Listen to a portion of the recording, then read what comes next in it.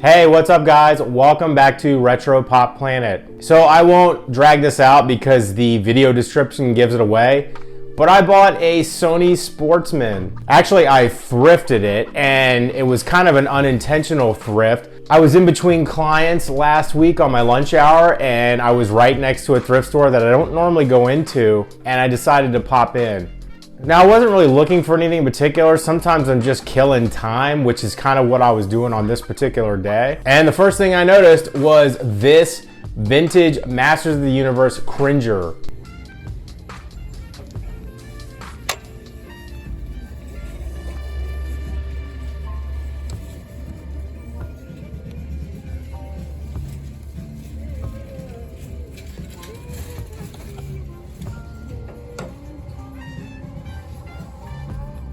Now I say Cringer because of course he's missing his Battle Cat armor. I looked around, couldn't find it.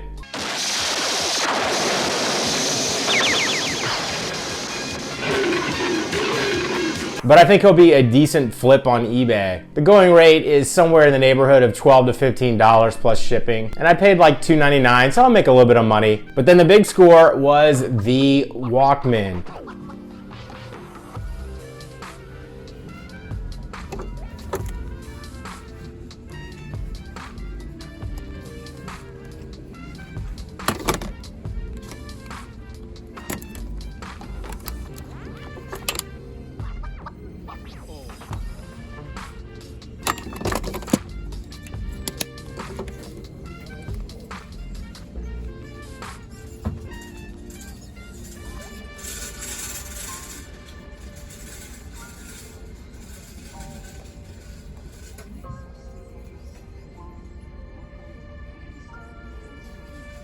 Now, I've kind of been on the sly looking for one for the last year or so. And I told myself years ago that I was out of the cassette game. I got into records around 2007, but I had no interest in cassette tapes. And truth be told, I've owned somewhere in the neighborhood of 4 or 5 different Walkmans in my life. But the Sportsman was one that I always wanted. My brother actually got it one year for Christmas and I used to borrow it all the time. There was just something really cool about the design.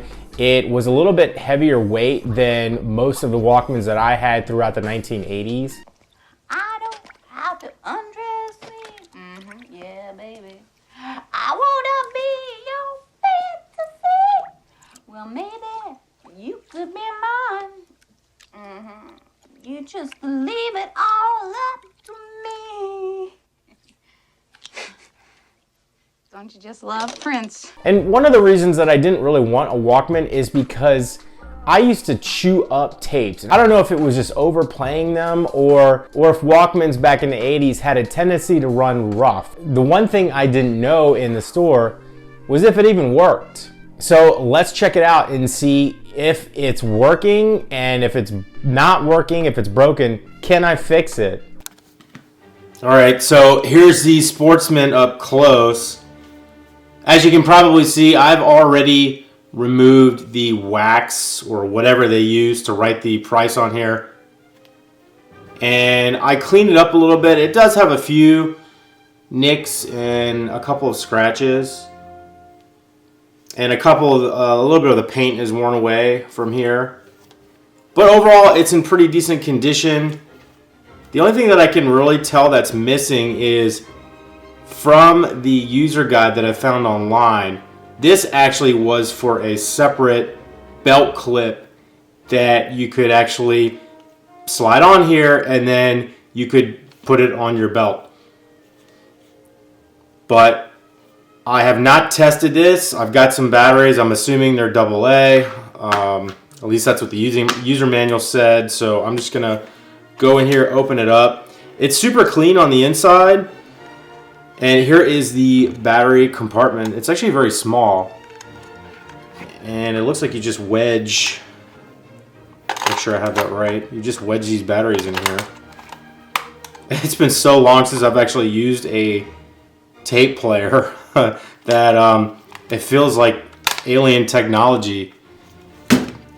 But I actually have some old cassette tapes. This one's probably Ooh, Beastie Boys and Green Day. This is probably at least 25 years old. And we will see if it works.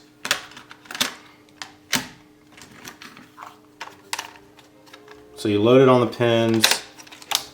Oop, I gotta close the battery compartment. You load it on the pins, close it. It is airtight, I did read that. So it's designed to not be waterproof, but water resistant. And it has like this double locking mechanism. So you close it there, and you close it there. And I've got some older headphones. And we'll see if it works. So that's not a good sign. None of the digital display stuff appears to be working. I don't know if you can see that. But yeah, none of that is working. So I don't know if that's separate. There is a separate ribbon cable here, so perhaps I'm hoping that this is actually on its own. Okay, well, let's try it out. And of course you have to, I think the mode is correct. Let's hit play. Nope, it's running. I think it's working. It's working. Oh, no way, this is awesome. If you can hear that. Alright, I don't want to get copyright strike, but yeah, as you can see, that is working. That's rad. Alright, well, let's see if I can figure out... Alright, well, you've got your play button, you've got your fast forward, you've got your rewind, you've got your stop and radio mute. So I'm assuming that if the radio was on, you would just hit this button and it would mute the radio, and then you click it again and it would unmute it. Direction. Gosh, I don't even know what all this stuff is. Mode. See, I think it is a Sportsman, so I think it was designed to actually work with like runners or anybody that was maybe lap walking, because there's lap resets, there's a start and stop. You can actually monitor your different laps and your modes, but it also has a clock that's supposed to display here and your radios. And you're supposed to be able to tune it, and then you have your preset, so when the battery's in and you click the radio, it's supposed to be able to hold your presets. Now, I don't know if this mode changes anything. No, it doesn't appear to. And off 1, 2, not quite sure what that is. Normal, DX, and metal, local. This, I believe, is just a bass boost. So you can keep it in a, I guess, more treble if you keep it in normal DX, or you can hit metal. I'm going to test that real quick just to see what the difference is there.